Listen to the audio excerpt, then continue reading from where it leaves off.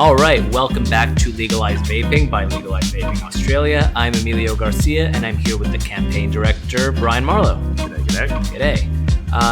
So, anything been happening in the world of vaping? Nah. Of late? Nah. Just a couple of minor blimps on the screen. Just a couple. All right. It's almost hard to tell where we should start. So I think, why don't we go back to June 18th, I believe it was? 19th, when something was announced. You walk us through it. Okay. Well, I mean, most people listening will probably already know this, but the health minister, who we all really love, announced that he was going to be pushing a ban on the importation of nicotine vaping liquids, and this was done outside of Parliament to take effect before Parliament resumed under, new special powers that ministers were given in response to the C word, coronavirus, and essentially, shut down the importation of nicotine liquids. So just drive 300,000 vapors back to smoking. You're telling me that during a time of crisis, politicians were giving extra powers and they misused those? Shock and horror. This is just, I'm completely scandalized by this. Shock and horror. When you give ultimate power to people, they abuse it. Especially to goblins. Yes. Greg Hunt announces this ban on the 19th, and the last day Parliament was sitting after. So Parliament rose on the 18th. Yeah. And was due to come back in August. Right. And he announces it one day after, and the ban would have taken place on July 1st, right? Yeah. So that week was a week of little sleep for everyone here at the ATA, and I think for all of our supporters who helped us achieve a goal. And so the Friday following that, what happened? Friday following that, he finally caved and back down in sorts. So he delayed the implementation of the ban to January 1st, which gives us time to essentially lobby government and campaign and try and essentially get a proper regulatory framework on vaping. Importantly, though, after we basically slammed him and got 28 MPs in open revolt and things like that, which doesn't happen, he did actually give a little bit of ground and say that there are people that are using vaping to quit smoking. Before that, he denied that fact. Yeah. So, he's basically signalling that okay, there are people that are quitting smoking with vaping. So that's actually a pretty big win that's been underreported, which is that the health minister's actually taken a big step back, which means we're in a good position to really push for a proper regulatory framework. Yeah, okay, naturally anti-vapors are crying bloody murder, but they'll always have a bias. But I think what's interesting is we have displayed in full force, like Greg Hunt forced the vaping community to show exactly how much of a unified voting bloc they are, as well as a bloc of pretty hardcore activists when it comes to something that they care about, because it's saving their life, right? Yeah. So for them, it's not an issue of, getting taxed a little bit more, a little bit less. Yeah. This is life-saving stuff. I said this in an interview. Look, we do political advocacy, fighting against overregulation, all that kind of stuff. Yeah. Which is where the vaping campaign came out of, because banning vapes is a stupid regulation. And in the past, like, sure, you can get someone to sign up because they don't like how much their superannuation is being taxed. Or you can get someone to sign a petition because they don't like, I don't know, the color of a billboard. Yeah.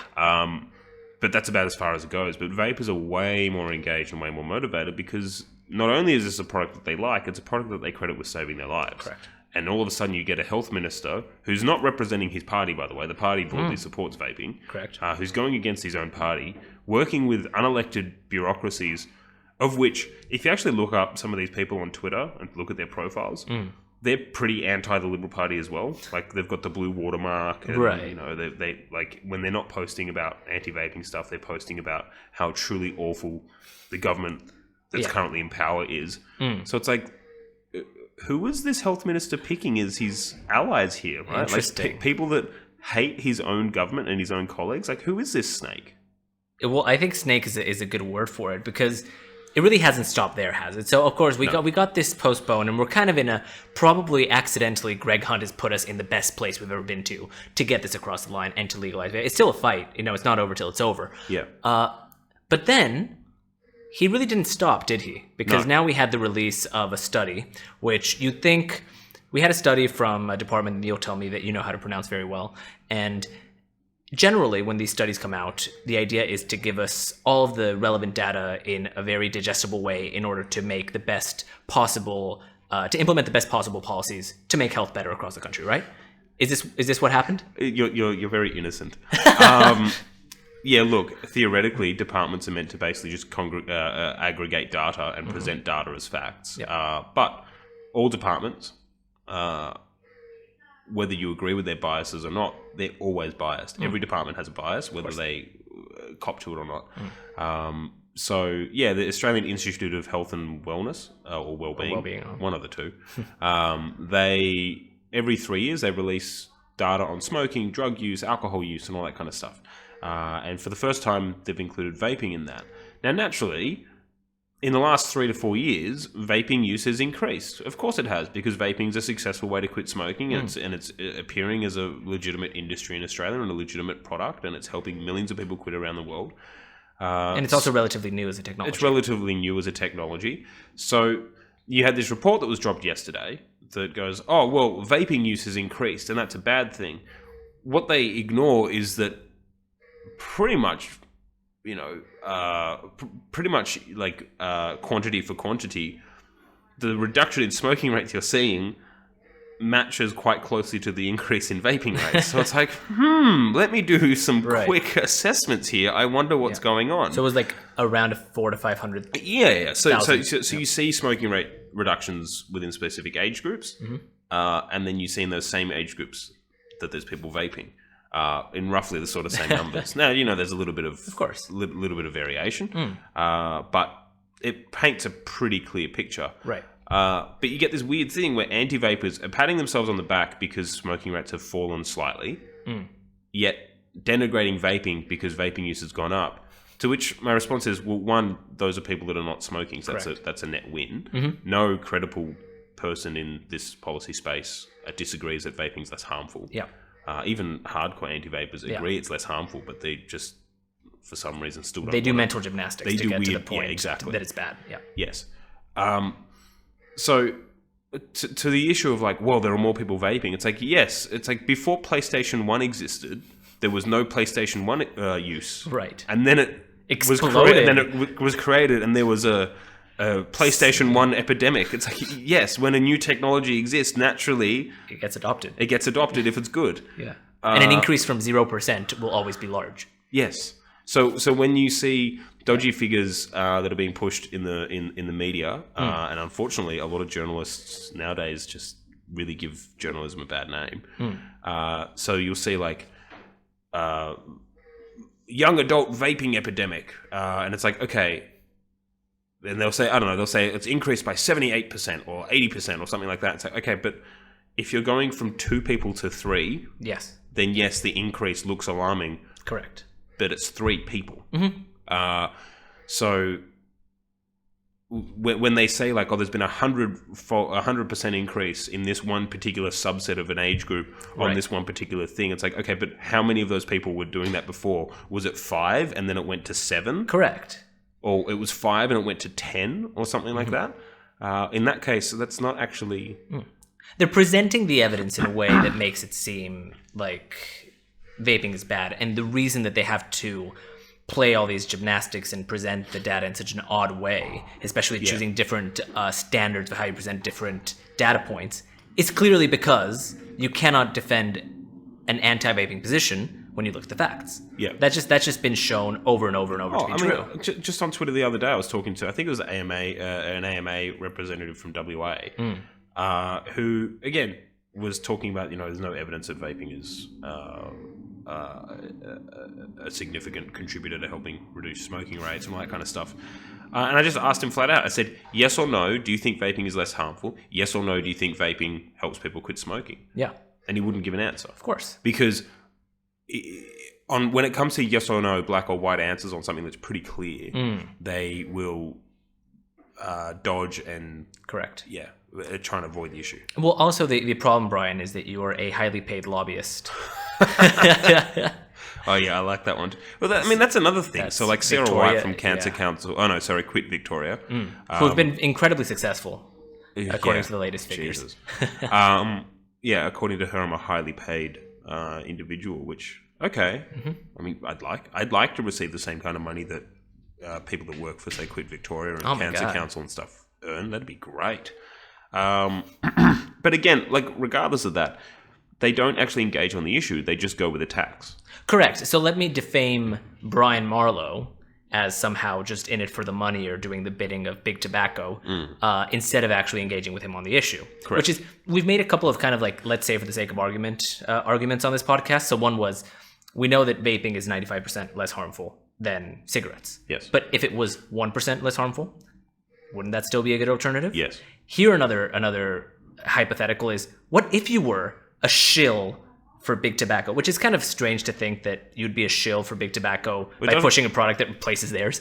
But what if it's less harmful, wouldn't that be a net good? I mean, this is a discussion that I've had with some MPs, because there's concerns. They go, well, my concern is that this is all a big tobacco ploy. To which the response is, okay, so the ploy is that products that they are struggling to produce, right? So like in the vaping marketplace, tobacco companies make up maybe 20% of the industry globally. Right. 0% of the industry in Australia, but globally about 20%. Correct. Their products compared to other vapes broadly suck. Yeah. The stuff that they're developing and releasing, they're quite shit compared to what you can actually get. Yep. And they're doing it in response to the fact that people are quitting smoking in huge numbers and they're losing revenue. So, I don't understand. It's like, so big tobacco will benefit because they're going to make products that suck. Correct. To sort of try and stem the flow from people quitting their existing products. I don't really get the logic. That aside, let's say it is all a big tobacco ploy. Yeah. Right? Let's just go, all right, somehow it's a big tobacco ploy. Yeah. Is the product less harmful? Yeah. Yes. Does it help people quit smoking? Yes. So if a bad group of people, right, tobacco companies, are producing a product, i.e. vaping products, for the purpose of making money, right, and let's just assume making money's bad. It isn't. But let's just assume making money's bad. Yeah. The net result is still that there's less smokers. There's at least less harm. And fewer people dying. Correct. So does it really matter? Well, I would say no. I would say, I mean, first of all, that isn't the case. But my point is, even if it were.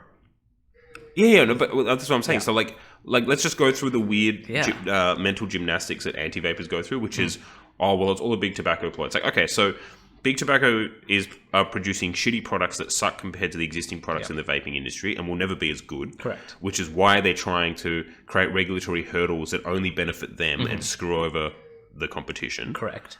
They're actually aided in a way by anti-vapors when anti-vapors try and create these huge regulatory burdens that smaller companies can't get over and huge multi-billion-dollar companies can. And even if we get to that point, the end result is that people who smoke cigarettes will have access to something that doesn't kill 2 and 3 long-term users. So who cares? Well, it is odd, I will say, and I'm not one for conspiracy theories or attributing malice to where stupidity can be found. But I do find it odd that these are the same people that will encourage you to use nicotine patches, nicotine sprays, Champix, all of these quit products that have nicotine in them, but then completely condemn using nicotine that tastes like mango. It's weird. Yeah, well, I mean, their response to flavors is it attracts kids. Now, all the evidence says that it doesn't. Correct. But again, why would we look at data and statistics? It's one thing I don't really get, and maybe I'm wrong, but my theory is that these are groups that have pushed broken regulatory models to try and curb smoking rates. They've failed to meet any of their own goals. So initially, they were meant to reach 10% smoking rates in Australia by 2018. How'd that Missed go? that goal. Yeah. So then in 2019, they just went, well, we're going to do 10% by 2025. It's a new initiative. It's like, no, you're using the same initiative. Even looking at the reduction in smoking rates at the moment, they're behind where they need to be to reach 10% by 2025. So they fail at every fucking metric. Mm-hmm. They fail to meet any goal that they set for themselves. Like, this isn't a goal that was set by Scott Morrison. Or some international... Or some... they set that goal for themselves and they can't even achieve it. Mm. And then they update... They shift the goalpost and they're still failing to get there. Correct. And along comes a product that basically undermines their credibility. Yeah. Right? It's not receiving taxpayer grants. Yeah. It's not receiving huge philanthropic donations from people who just for some reason don't like vaping. Correct. And it's helping people quit smoking. I think it undermines their entire existence. Yeah, so, well, they're at least it undermines their income. And it makes them look like turkeys. Yeah. So I think part of it comes from that, which is vaping's actually doing the job for them. And a much better job than they ever have been able to do or ever will. Yeah, and meanwhile they're pushing policies like have a shower instead of smoking. Poor milk. And wondering why it's not achieving the results it's meant to achieve. Yeah, incredibly. I mean, you see some of these. I think there's a new app by the New South Wales government. Quitly, which I think, what did it recommend? Eating? It recommended eating, which, I mean, I have a slow metabolism, so that's a bad recommendation. Yeah. I can't even look at a croissant without gaining weight. I don't even have to eat it. Thinking about it. I thought about a bakery yesterday. Conceptualizing it will make you gain 5 weight. kilos. It's just that, like moving really furniture silly stuff. around, doing some dances or whatever. It's like, that compensating food with an addiction is generally not something that I think is a good idea. So this is the thing I don't get, is like Antivapors push this thing. It's like, by switching to vaping, they're just swapping one addiction for another. That's what they say. I've heard them say this. Yeah. It's like, you're telling people to, like, instead of smoke, just consume food. Yeah, eat your feelings. Eat your feelings. Like, so I'm sorry, you don't get to own that argument. That's why they hide. That's why they don't like to get in direct discussions. Well, that's why they block you on Twitter, or they ignore you, or they attack you and just say that you're a shill for big tobacco or whatever. It took you 3 years to get in a direct debate or conversation with one of the most prominent anti-vapors. Yes. In Australia. 2 years. 2 years. Yeah. And I mean, I can see why. You obliterated him, kind of without even really trying. I mean, all of his points fell flat. Who was this again? This he was on the ABC. Professor Simon Chapman. Yes. And like, very embarrassing. I don't want to like, I disagree heavily with him on vaping. To his credit, in the past, he's done some great work on reducing smoking rates, but it only works to a certain point, right? So it's like, you can't just throw the same policy solution at an issue and expect it to work every single time. Yeah. And originally, some of the stuff that like he worked on and others worked on, reduced smoking rates to a certain point. But there are people that are left that are still addicted to smoking, and they're just not quitting. Yeah. And jacking up taxes, well, that just drives them to illicit tobacco Correct. products. Telling them to have a shower or to eat or consume food doesn't actually help them. And there's a product that does. Yeah. And sure, they should quit cold turkey. That'd be great. I probably shouldn't drink so many beers on a Saturday night. Yeah. But like, let's just be real here. We're talking about humans. Yeah. So let's give them a harm-reduced product as opposed to, say, quit or die, or twerk in the shower. Yeah, no, definitely. And I think when we criticize people here, obviously, these are multifaceted, three-dimensional people. I mean, I'm sure they have aspects of their life that they're very good at. We're not condemning them as people. But on this issue, I mean, my God, just it's really terrible. Anyway, we're running out of time, so we've actually gone 4 minutes above our time, but I think it was necessary considering the events of the past few weeks. We'll definitely keep fighting. Brian, thank you very much. To everyone listening, thank you so much for your continued support, and we'll see you next week. Bye.